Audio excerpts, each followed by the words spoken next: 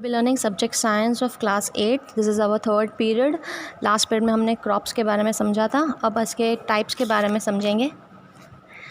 First crop seasons, ठीक है ना। क्रॉप सीजन्स मतलब अलग अलग, आपने देखा होगा कि सारा जो है खेती एक साथ नहीं की जाती है, हर क्रॉप्स का इनका ग्रो करने का टाइम अलग होता है, तो इसलिए जो है क्लाइमेटिक कंडीशंस और टेम्परेचर के बेसिस पे उनको ग्रो किया जाता है।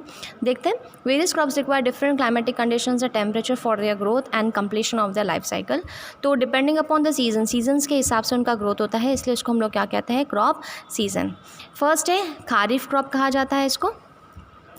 These crops are grown in rainy season from the month of June and harvested around the October। तो जून से कौन से महीने, अक्टूबर महीने तक जो है ये खारिफ सीज़न चलता है, और ये स्पेशली रेनी सीज़न में किया जाता है, ठीक है ना।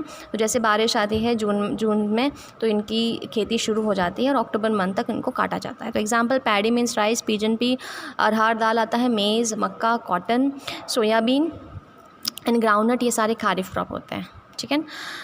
इसलिए अगर मैं कहूँ कि पैडी को अगर हम विंटर सीज़न में ग्रो करेंगे तो वो नहीं ग्रो होगा, क्योंकि उसको पानी ज़्यादा चाहिए, ठीक है ना। रैबी क्रॉप्स किसको कहते हैं, these are sown in winter season. जो विंटर सीजन में ग्रो होता है उसको हम लोग क्या कहते हैं, rabi crops. From the month of October and harvested around the April month में उसको हार्वेस्ट किया जाता है, कटाई होती है। एग्जाम्पल में वीट गेहूँ आता है, ग्राम चना, पीस मटर, मस्टर्ड राई, लिंसीड्स एंड ऑयल सीड्स। बहुत से ऑयल सीड्स जो होते हैं जैसे सनफ्लावर वगैरह है, ये सारी चीज़ें जो है रैबी क्रॉप्स में गिने जाते हैं। बार्ले, जौ, ठीक है ना, ये सारे रैबी क्रॉप्स आता है। और एक और जो है क्रॉप जो है होता है, आपके बुक में मेंशन नहीं है, फिर भी आपको नॉलेज के लिए याद रखना है, इसको जायद क्रॉप्स कहते हैं, ठीक है ना। कौन से क्रॉप्स होते हैं, जायद क्रॉप्स। तो ये जायद क्रॉप्स कौन से मंथ में ग्रो होते हैं, ये लगभग मार्च से जून के अंदर, ठीक है ना, इसमें ग्रो होते हैं। तो ये समर क्रॉप्स इसमें गिना जाता है। किस में गिना जाता है, समर क्रॉप्स।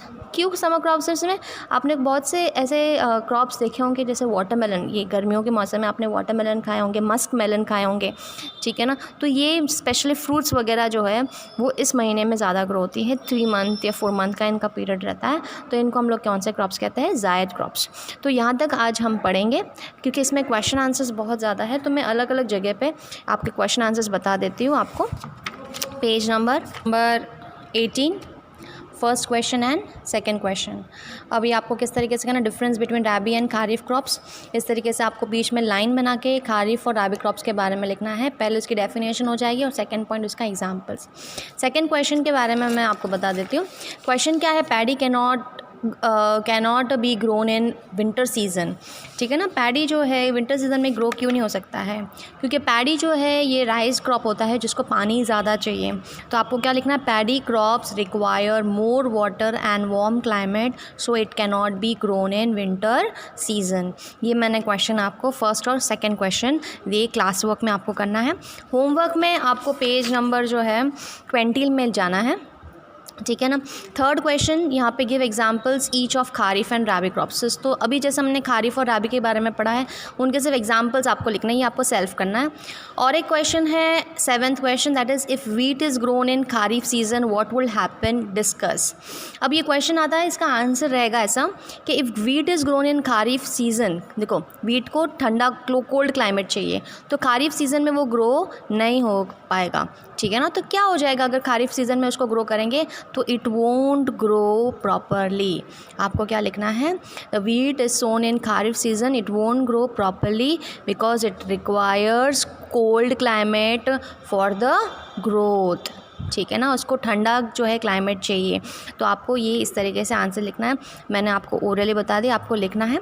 अब नेक्स्ट है, ये जो होमवर्क दिया है इसका आपको क्या करना है, इसका फ़ोटो क्लिक करके व्हाट्सएप करना है, जिससे मैं आपका आंसर देख लूँगी आप किस तरीके से आंसर्स प्रेजेंट कर रहे हैं, आपको किस तरीके से लिखना आ रहा है, और वो करेक्ट करके मैं आपको वापस येस और नो सेंड कर दूँगी, ठीक है ना। तो ये आपका वर्क रहेगा।